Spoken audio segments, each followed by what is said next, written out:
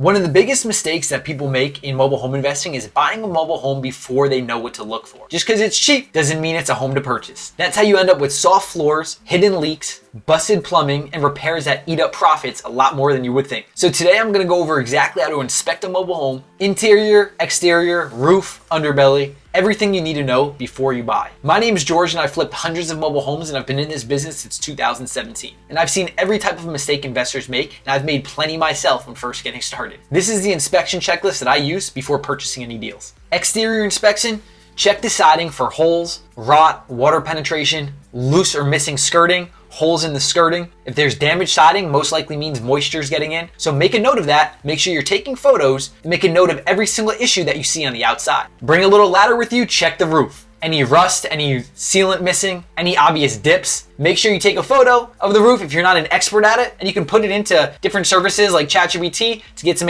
questions answered, or send it to a handyman to see if they think there's any issues with that roof. Photos and videos are gonna go a long way during your inspection process. After you're done looking at the exterior, when you're going up the stairs, check the railing to see how that is. Check if there's any looseness in the stairs that are leading up to the home.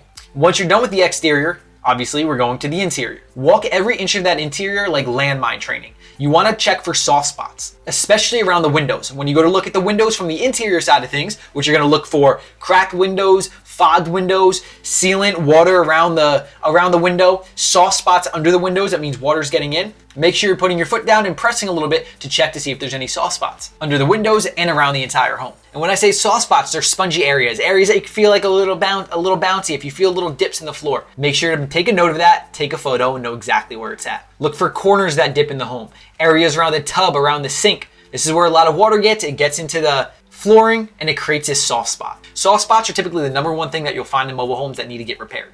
While you're walking through, check the ceiling. Look for stains on the ceiling. Look for any dips in the ceiling. Look for texture separating. Look for water trails. Make sure you're looking at every single area. And if you see anything, take photos and take a note of that. That means water's getting in from the roof. Walls and paneling. Look for swelling along the walls. Look for any warping on the walls. Moisture marks, loose seams, holes. Anything swollen will mean past or present water got in. Also make a note of the walls as well. If it's paneling, are you going to be removing that paneling, putting sheetrock up? What's that going to look like for you? What exactly you're going to do? You want to make notes of this so you know what your costs are going to be during renovation. We're not just looking for these type of repairs, we're also looking at cosmetic as well, so you have an understanding of what's actually going to be done to this mobile home, what you're going to do to it. When you're in the bathroom, bathrooms are where most structural problems start. Check around the tub, around toilets, under vanities, any floor movement. Look at the tub. Is that a tub that you're going to keep? Are you going to remove that tub? Is the shower as a surround something that you're going to keep? Are you going to remove that? The toilet, are you going to keep that? Does the sink, does it actually work? Make sure you're making notes and you're checking every single thing within that bathroom. Kitchen, again, look for sink leaks,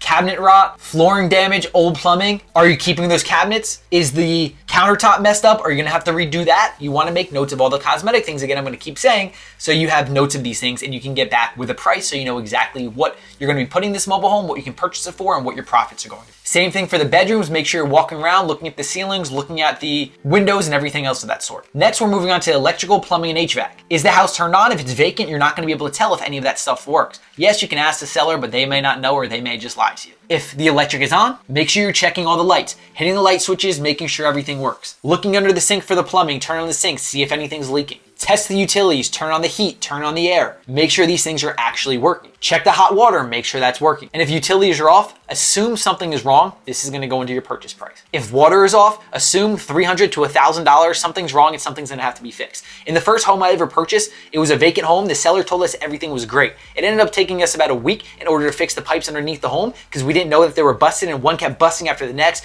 They didn't winterize it correctly. And that's another thing to check when you're outside. Make sure they winterize it. Is there heat tape on the pipe if you're in a cold area? Is that heat tape working? If not, then the pipes may be cracked somewhere here and there. If the water's not working, you have to turn it on and the home's vacant. That's one way to kind of get a feel for this probably going to be an issue. Check the furnace age, the AC age, make a note of that. The duct condition, make sure the system's turned on. And if you can't test it, again, assume something's wrong and work that into your budget. Then the underbelly and framing. So going back outside, lift the skirting and look for any rips underneath. Hanging insulation, exposed plumbing, any water pooling anywhere, any rodent damage. A damaged underbelly can lead to mold, rot, or pipe issues. If there's water pooling, then there's usually a leak inside of one of your pipes. So make sure you're checking, you're looking for that, taking notes and taking photos. And check the frame of the home. No major rust, bends or damage, no structural separation. Most frames are typically fine, but if damaged, you really want to make a note of that. Sometimes inside these mobile homes too, when you're inside, the flooring may be a little off center. Just make a note of that. Typical inside these mobile homes, they separate a little bit, especially if it's an older home, but make sure you're making note of that and you work that into your offer. How to estimate repairs quickly.